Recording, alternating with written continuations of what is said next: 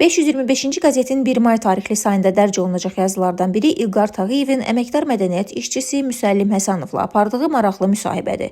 Müsahibədə Müsəllim Həsənov 20-ci yüzillik verilişlər silsiləsinin yaranma tarixindən bəhs edir. O bildirir ki, bu ideya onda uzun illər əvvəl formalaşıb və xarici televiziya təcrübəsi, xüsusilə iştirak etdiyi layihələr ona ilham verib. 2019-cu ildə ictimai televiziyanın təklifi ilə layihə üzərində işləməyə başlayıb və arxiv araşdırmalarından sonra bu işi reallaşdırmağa qərar verib. Müsahibədə qeyd olunur ki, layihənin hazırlanması olduqca çətin və zəhmətli proses olub. Arxiv materiallarının azlığı, çəkilişlərin təşkili, quraşdırılmış səhnələr və animasiyaların hazırlanması böyük əmək tələb edib. Bu baxımdan rejissor Elçin Qasımovla əməkdaşlıq uğurlu seçim kimi dəyərləndirilir. Müsəllim Həsənov həmçinin vurğulayır ki, verilişin ilk buraxılışı 2020-ci ilin sentyabrında Vətən müharibəsindən az əvvəl efirə gedib. Müharibə dövründə layihənin yayımı dayandırılıb, daha sonra isə bərpa olunub və bəzi hissələr yenidən işlənib.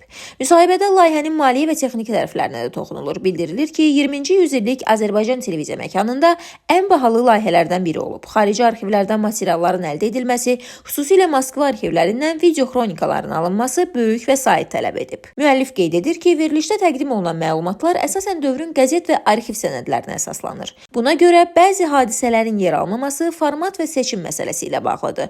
Bununla belə layihənin əsas prinsipi tarixə sadiq qalmaq olub. Müsəllim Həsənov həmçinin Qarabağ layihəsindən də söz açıb. Bildirib ki, bu layihə 20-ci yüzilliyin davamı kimi hazırlanıb və Qarabağ tarixini daha geniş şəkildə təqdim edir. Sonda Müsəllim Həsənov vurğulayır ki, hər iki layihə Azərbaycan tarixinin tamaşaçıya çatdırılmasında mühüm rol oynayır və bu istiqamətdə işlərin davam etdirilməsi planlaşdırılır.